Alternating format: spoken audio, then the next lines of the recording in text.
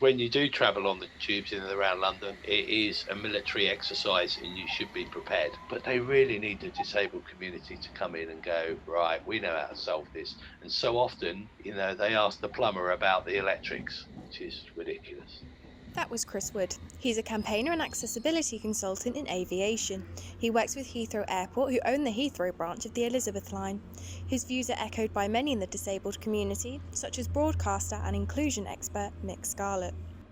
Like myself, like many other disabled people, genuinely thought that the new infrastructure, like the Elizabeth line, would be accessible. And we're gradually realising that it's not as accessible as we were told or we hoped, because there's this disconnect. What we think of as accessible and what the industry accepts as accessible still hasn't kind of met in the middle. The Venn diagram is just two circles and they're farther apart than we'd like to admit. The Elizabeth line will boast brand new trains once they're all phased in. The trains will have more dedicated wheelchair and multi-use spaces. And new central stations will have level access from train to platform. But Josh Burrell from TfL's press office explains why the same is hard to achieve for the East and West stations. The next station is East Ham.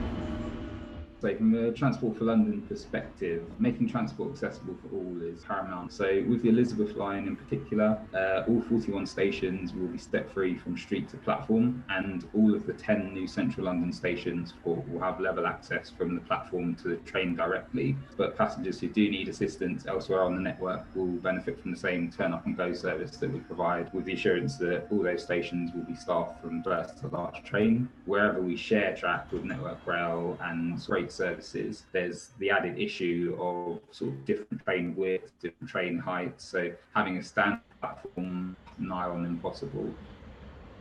Station is Barking. This is the District Line train to Westminster. The TfL Turn Up and Go service, like the other accessibility provisions, isn't without fault.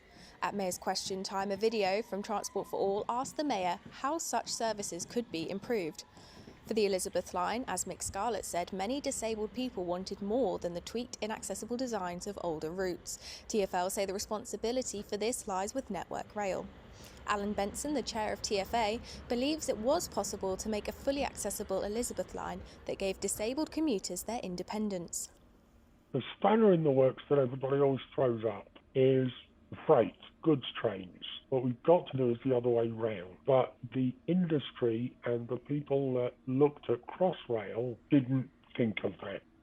Accessibility, really until the 1980s, wasn't a consideration. But since then, they've been able to build trains and platforms so they match. The district line wasn't level access, but they just within the last 3 or 4 years bought new trains to match the platform height. Suddenly it all became much, much more accessible. And we know that approach works. They've just not taken that approach on the Elizabeth line. It makes me angry that we've missed this opportunity. If the Elizabeth line is accessible in practice remains to be seen, but based on the design and current provisions, the disabled community and Transport for All remain sceptical. Shannon, ANN.